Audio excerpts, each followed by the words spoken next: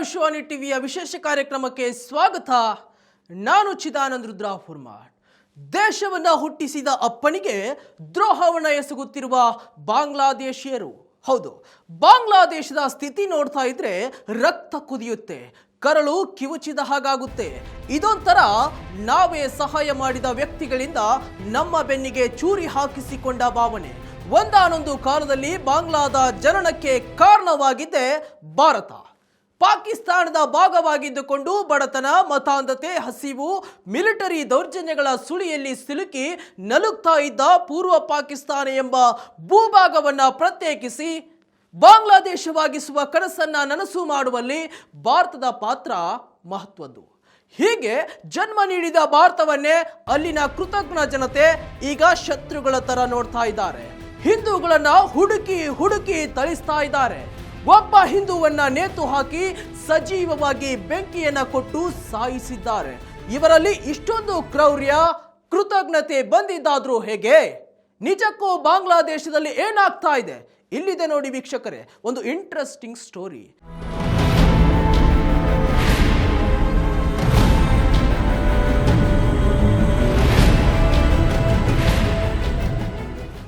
ಏನಾಗ್ತಾ ಇದೆ ಬಾಂಗ್ಲಾದಲ್ಲಿ?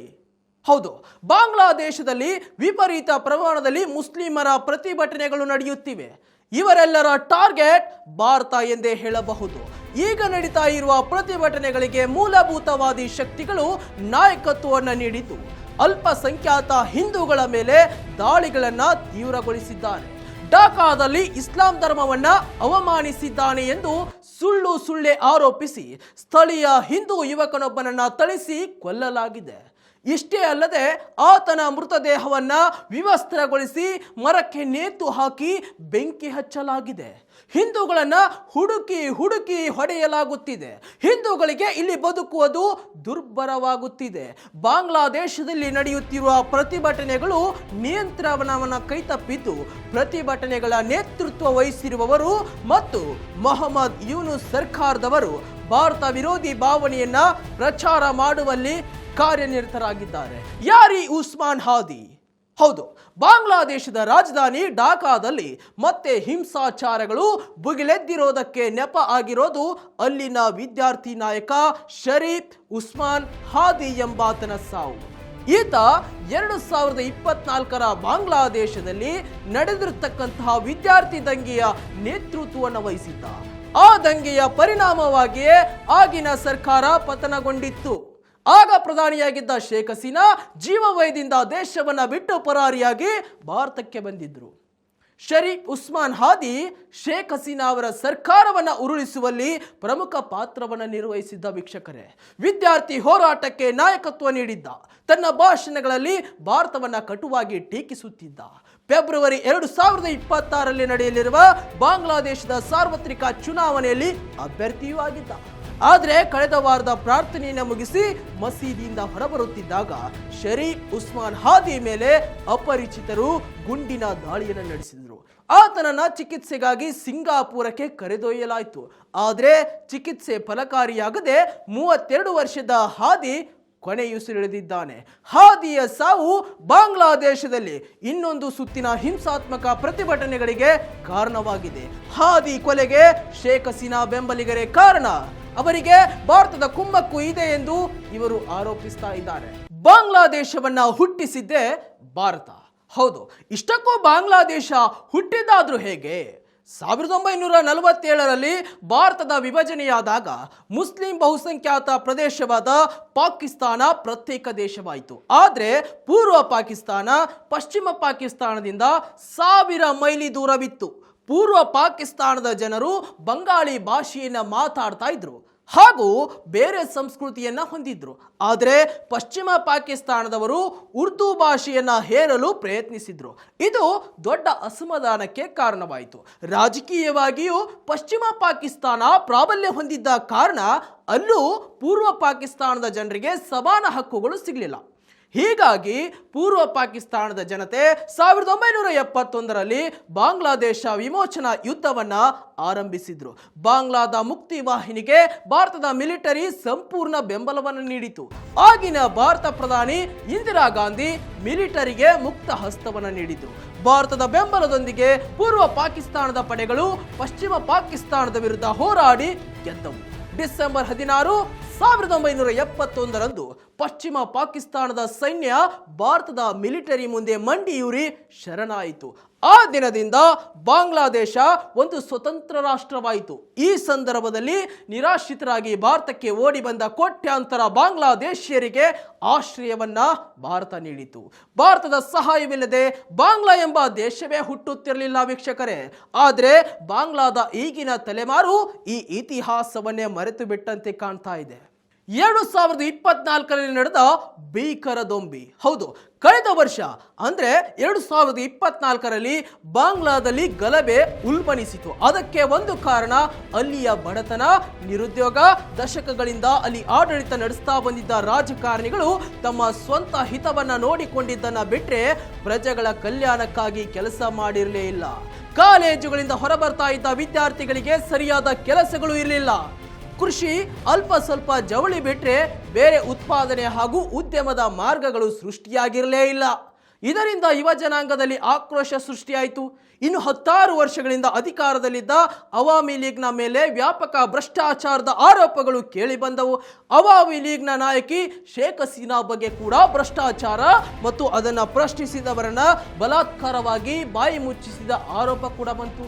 ಇದರ ಜೊತೆಗೆ ಮೀಸಲಾತಿ ಬಗ್ಗೆ ಕೋರ್ಟ್ ನೀಡಿದ ಆದೇಶ ಕೂಡ ಯುವ ಜನತೆಯ ಆಕ್ರೋಶವನ್ನ ಮತ್ತಷ್ಟು ಹೆಚ್ಚಿಸಿತು. ಬಾಂಗ್ಲಾದೇಶದ ಜನನಕ್ಕೆ ಕಾರಣವಾದ ಸ್ವಾತಂತ್ರ್ಯ ಹೋರಾಟಗಾರರ ಮಕ್ಕಳಿಗೆ ಸರ್ಕಾರಿ ಕೆಲಸಗಳಲ್ಲಿ 30% ಮೀಸಲಾತಿ ಇತ್ತು. ಅದರ ದುರ್ಬಳಕೆ ಆಗ್ತಾ ಇತ್ತು. ಸ್ವಾತಂತ್ರ್ಯ ಹೋರಾಟಗಾರರ ಹೆಸರಿನಲ್ಲಿ ಹಿಂದೂಗಳಿಗೆ ಕೆಲಸಗಳು ಹೋಗ್ತಾ ಇವೆ ಎನ್ನುವುದು ಮುಸ್ಲಿಂ ಯುವ ಜನತೆಯ ಆಕ್ರೋಶವಾಗಿತ್ತು. ಮುಂದೆ ಕೋರ್ಟ್ ಈ ಮೀಸಲಾತಿಯನ್ನ 5% ಇಳಿಸಿತ್ತಾದರೂ ಮೀಸಲಾತಿಯನ್ನ ರದ್ದುಪಡಿಸಲಿಲ್ಲ. ಇದರಿಂದ ಯುವ ಜನತೆ ಇನ್ನಷ್ಟು ರೊಚ್ಚಿಗೆದ್ರು. ಸರ್ಕಾರದ ವಿರುದ್ಧ ಆಕ್ರೋಶ ಹಠಾತ್ತಾಗಿ ದೊಂಬಿಯಾಗಿ ಬದಲಾಯಿತು. ಮತೀಯವಾದಿ ಸಂಘಟನೆಗಳು ಇದರಲ್ಲಿ ಸೇರಿಕೊಂಡವು. ಶರೀಫ್ ಉಸ್ಮಾನ್ ಹಾದಿ ಅಂತ ನಾಯಕರು ಹುಟ್ಟಿಕೊಂಡರು.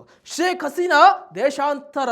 ಹೌದು, ಪ್ರತಿಭಟನಾಕಾರರು ಸಂಸತ್ತಿಗೆ, ಪ್ರಧಾನಿ ಕಚೇರಿಗೆ, ಮನೆಗೆ ನುಗ್ಗಿದ್ರು. ಮಿಲಿಟರಿ ವಿಫಲವಾಯಿತು.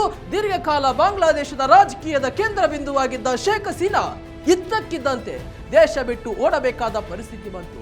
ಅವರ ಮೇಲೆ ಇರುವ ಆರೋಪಗಳು, ವಿರೋಧ ಪಕ್ಷಗಳ ಒತ್ತಡ, ಅಂತಾರಾಷ್ಟ್ರೀಯ ರಾಜಕೀಯ ಒತ್ತಾಸೆಗಳು ಈ ಎಲ್ಲವೂ ಸೇರಿ ಪರಿಸ್ಥಿತಿ ದೊಡ್ಡ ಗೊಂದಲವಾಗಿ ಬದಲಾಯಿತು.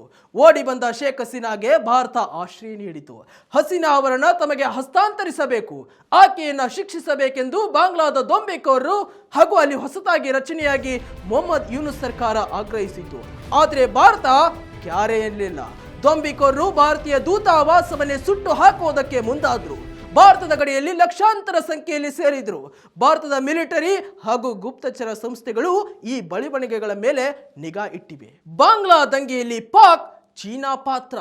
ಹೌದು, ಬಾಂಗ್ಲಾದೇಶದ ಈ ಗಲಭೆಗಳ ಹಿಂದೆ ಪಾಕಿಸ್ತಾನ ಮತ್ತು ಚೀನಾದ ಪರೋಕ್ಷ ಪಾತ್ರ ಇದೆ ಎಂಬುದರಲ್ಲಿ ಯಾವುದೇ ಅನುಮಾನವಿಲ್ಲ ವೀಕ್ಷಕರೇ. ಒಂದು ಕಡೆ ತಾನೇ ಪಶ್ಚಿಮ ಪಾಕಿಸ್ತಾನವನ್ನ ದೂರ ತಳ್ಳಿದ ಬಾಂಗ್ಲಾ ಇದೀಗ ಮತ್ತೆ ತಾನಾಗೇ ಪಾಕಿಸ್ತಾನದ ಮಡಿಲಿಗೆ ಬೀಳುವ ಆತ್ಮಹತ್ಯಾ ಕೃತ್ಯ ಮಾಡ್ತಾ ಇದೆ. ಇದೇ ತನಗೆ ಸರಿಯಾದ ಸಮಯ ಅಂತ ಅರ್ಥ ಮಾಡಿಕೊಂಡಿರೋ ಪಾಕಿಸ್ತಾನ ತರಬೇತಿ ಪಡೆದ ಉಗ್ರರನ್ನ ಬಾಂಗ್ಲಾಗೆ ಕಳಿಸಿ ಅಲ್ಲಿ ಭಾರತ ವಿರೋಧಿ ಗಲಭೆಗಳಿಗೆ ಕುಮ್ಮಕ್ಕು ಕೊಡ್ತಾ ಇದೆ. ಚೀನಾ ಕೂಡ ದಕ್ಷಿಣ ಏಷ್ಯಾದಲ್ಲಿ ತನ್ನ ಪ್ರಭಾವವನ್ನು ವಿಸ್ತರಿಸಲು ಬಾಂಗ್ಲಾದೇಶವನ್ನ ಒಂದು ತಂತ್ರದ ಭಾಗವಾಗಿ ಬಳಸಿಕೊಳ್ತಾ ಇದೆ. ಪಾಕಿಸ್ತಾನದ ಎಲ್ಲ ದ್ರೋಹಿ ಕೃತ್ಯಗಳ ಹಿಂದೆ ಚೀನಾ ಕೈವಾಡವಿದೆ. ಭಾರತ ವಿರೋಧಿ ದ್ವೇಷ. ಹೌದು, ಇತ್ತೀಚಿನ ದಿನಗಳಲ್ಲಿ ಬಾಂಗ್ಲಾದೇಶದ ಕೆಲ ರಾಜಕೀಯ ನಾಯಕರು ಮತ್ತು ಸಂಘಟನೆಗಳು ಬಹಿರಂಗವಾಗಿ ಭಾರತ ವಿರೋಧಿ ಭಾಷಣ ಮಾಡ್ತಾ ಇದ್ದಾರೆ. ಸೋಷಿಯಲ್ ಮೀಡಿಯಾದಲ್ಲೂ ಕೂಡ ಭಾರತದ ವಿರುದ್ಧ ಉದ್ದೇಶಪೂರ್ವಕವಾಗಿ ದ್ವೇಷ ಹರಡಿಸ್ತಾ ಇದ್ದಾರೆ. ಶೇಖ್ ಹಸೀನಾ ಮೂಲಕ ಭಾರತ ರಾಜಕೀಯ ಮಾಡ್ತಾ ಇದೆ, ಉಸ್ಮಾನ್ ಹಾದಿ ಹತ್ಯೆಯ ಹಿಂದೆ ಭಾರತ ಇದೆ ಎಂದು ಗಾಸಿಪ್ ಹಬ್ಬಿಸಲಾಗ್ತಾ ಇದೆ. ಬಾಂಗ್ಲಾದ ಈಗಿನ ಪ್ರಧಾನಿ ಮೊಹಮ್ಮದ್ ಯೂನುಸ್ ಕೂಡ ಮತೀಯವಾದಿಗಳ ಕೈಗೊಂಬೆಯಾಗಿ ವರ್ತಿಸ್ತಾ ಇದ್ದಾರೆ. ಬಾಂಗ್ಲಾದೇಶ ನ್ಯಾಷನಲಿಸ್ಟ್ ಸೋಷಲಿಸ್ಟ್ ಪಾರ್ಟಿಯ ನಾಯಕಿ ಖಲೀದಾ ಜಿಯಾ ಅಂತೂ ಉಗ್ರ ಭಾರತ ವಿರೋಧಿ. ಎಲ್ಲರೂ ಸೇರಿ ಭಾರತವನ್ನ ಅನ್ಯಾಯವಾಗಿ ಖಳನಾಯಕನ ಸ್ಥಾನದಲ್ಲಿ ನಿಲ್ಲಿಸ್ತಾ ಇದ್ದಾರೆ. ಪಾಕ್ ಪರವಾದ ಮುಸ್ಲಿಂ ಚಿಂತಕರು, ಸೋಷಿಯಲ್ ಮೀಡಿಯಾ ಪ್ರಾಪಗಂಡಾ ಪ್ರಾಯೋಜಕರು ಕೂಡ ಭಾರತ ವಿರೋಧಿ ಭಾವನೆಯನ್ನ ಹಬ್ಬಿಸೋಕೆ ಇದೇ ಸೂಕ್ತ ಸಮಯ ಅಂದುಕೊಂಡು ಕೆಲಸವನ್ನ ಮಾಡ್ತಾ ಇದ್ದಾರೆ. ಹಿಂದೂಗಳ ಮೇಲೆ ನಿರಂತರ ಹಿಂಸೆ, ಇದೆಲ್ಲದರ ಪರಿಣಾಮವೇ ಬಾಂಗ್ಲಾದಲ್ಲಿ ಇತ್ತೀಚೆಗೆ ನಡೆದ ಹತ್ಯೆಗಳು ಮತ್ತು ಹಿಂದೂ ಸಮುದಾಯದ ಮೇಲೆ ನಡೆದ ದಾಳಿಗಳು. ದೇವಸ್ಥಾನಗಳನ್ನ, ಗುರುದ್ವಾರಗಳನ್ನ ಅಲ್ಲಿ ವ್ಯವಸ್ಥಿತವಾಗಿ ಧ್ವಂಸ ಮಾಡಲಾಗ್ತಾ ಇದೆ. ಹಿಂದೂಗಳ ಮನೆಗಳ ಮೇಲೆ ದಾಳಿ ಮಾಡಿ ಭಯದ ವಾತಾವರಣವನ್ನು ಸೃಷ್ಟಿಸ್ತಾ ಇದ್ದಾರೆ. ಹಿಂದೂ ಯುವಕರನ್ನ ಸುಟ್ಟು ಹಾಕಿದ ಪ್ರಕರಣ ದೇಶಾದ್ಯಂತ ವೈರಲ್ ಆಗ್ತಾ ಇದೆ. ಬಾಂಗ್ಲಾದೇಶದ ಇಸ್ಕಾನ್ ಸಂಸ್ಥೆಯ ಮುಖ್ಯಸ್ಥ ಚಿನ್ಮಯ್ ಕೃಷ್ಣ ದಾಸ್ ಅವರನ್ನ ದೇಶದ್ರೋಹದ ಆಪಾದನೆ ಹೊರಿಸಿ ವಿನಾಕಾರಣ ಬಂಧಿಸಿ ಜೈಲಿಗೆ ಎಳೆದೊಯ್ಯಲಾಗ್ತಾ ಇದೆ. ಅಲ್ಲಿನ ಪೊಲೀಸರು, ಮಿಲಿಟರಿ, ನ್ಯಾಯಾಂಗ ಎಲ್ಲವೂ ಮತೀಯವಾದಿಗಳ ಕೈಗೊಂಬೆಯಾಗುವ ಅಪಾಯವನ್ನು ಎದುರಿಸ್ತಾ ಇದ್ದು ಗಂಭೀರವಾದ ಮಾನವ ಹಕ್ಕುಗಳ ಉಲ್ಲಂಘನೆ ನಡೀತಾ ಇದೆ. ಭಾರತದ ಮೇಲೇನು ಪರಿಣಾಮ? ಹೌದು, ಬಾಂಗ್ಲಾದೇಶದ ಅಶಾಂತಿ ನೇರವಾಗಿ ಭಾರತದ ಮೇಲೂ ಪರಿಣಾಮ ಬೀರ್ತಾ ಇದೆ. ಈಗಾಗಲೇ ಲಕ್ಷಾಂತರ ಮಂದಿ ಭಾರತದ ಗಡಿಯಲ್ಲಿ ಸೇರಿ ದೊಂಬಿಯನ್ನು ಸೃಷ್ಟಿ ಮಾಡ್ತಾ ಇದ್ದಾರೆ.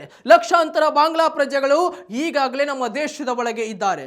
ಗಡಿ ಭದ್ರತೆ, ನಿರಾಶ್ರಿತರ ಹರಿವು, ಒಳನುಸುಳುವಿಕೆ, ಉಗ್ರವಾದದ ಭೀತಿ ಈ ಎಲ್ಲವೂ ಹೆಚ್ಚಾಗುವ ಸಾಧ್ಯತೆ ಇದೆ. ಇದರ ಜೊತೆಗೆ ಭಾರತ ಬಾಂಗ್ಲಾದೇಶದ ರಾಜನೈತಿಕ ಸಂಬಂಧಗಳ ಮೇಲೂ ಒತ್ತಡ ಬೀಳ್ತಾ ಇದೆ. ಶೇಖ್ ಹಸೀನಾ ಅವರನ್ನು ಒಪ್ಪಿಸಬೇಕು ಎಂದು ಬಾಂಗ್ಲಾ ಸರ್ಕಾರ ಒತ್ತಡ ಹಾಕ್ತಾ ಇದ್ರು ಇದುವರೆಗೆ ಭಾರತ ಮನೆದಿಲ್ಲ. ಇದುವರೆಗೂ ಅಧಿಕಾರದಲ್ಲಿದ್ದ ಶೇಖ್ ಹಸೀನಾ ಭಾರತದ ಪರವಾದ ನಿಲುವನ್ನು ಹೊಂದಿದ್ರು. ಪ್ರಸ್ತುತ ಯೂನಿಸ್ ಸರ್ಕಾರ ಭಾರತ ವಿರೋಧಿ ಧೋರಣೆಯನ್ನು ಹೊಂದಿದೆ. ಇದೀಗ ಬಾಂಗ್ಲಾದೇಶದ ಮುಂದಿರುವ ದೊಡ್ಡ ಸವಾಲು ಶಾಂತಿ, ಸ್ಥಿರತೆ ಮತ್ತು ಪ್ರಜಾಪ್ರಭುತ್ವವನ್ನು ಕಾಪಾಡುವುದು. ಅಲ್ಪಸಂಖ್ಯಾತರ ರಕ್ಷಣೆ ಮತ್ತು ಪಾಕ್, ಚೀನಾದಂಥ ಹೊರಗಿನ ಶಕ್ತಿಗಳ ಹಸ್ತಕ್ಷೇಪವನ್ನು ತಡೆಯುವುದು ಅತ್ಯವಶ್ಯಕ. ಯೂನಿಸ್ ಸರ್ಕಾರದ ಈ ಬಗ್ಗೆ ವಿವೇಚನೆಯಿಂದ ವರ್ತಿಸಬೇಕಾಗಿದೆ. ಬಾಂಗ್ಲಾದೇಶಿಯರು ಕೂಡ ಭಾರತದ ಕಡೆಗೆ ಕೃತಜ್ಞತೆ ತೋರಿಸದ ಇರಬೇಕಾಗಿದೆ. ಭಾರತವು ಎಚ್ಚರಿಕೆಯಿಂದ ಇದ್ದು ಜೊತೆಗೆ ತನ್ನ ರಾಷ್ಟ್ರೀಯ ಹಿತಾಸಕ್ತಿಗಳನ್ನು ಕಾಪಾಡಿಕೊಳ್ಳಬೇಕಾಗಿದೆ. ವೀಕ್ಷಕರೇ, ಇದಾಗಿತ್ತು ಇವತ್ತಿನ ಸ್ಪೆಷಲ್ ಸ್ಟೋರಿ. ಮತ್ತಷ್ಟು ವೈವಿಧ್ಯಮಯ ಸುದ್ದಿಗಳಿಗಾಗಿ ನೋಡ್ತಾ ಇರಿ ವಿಶ್ವವಾಣಿ ಟಿವಿ. ನಮಸ್ಕಾರ.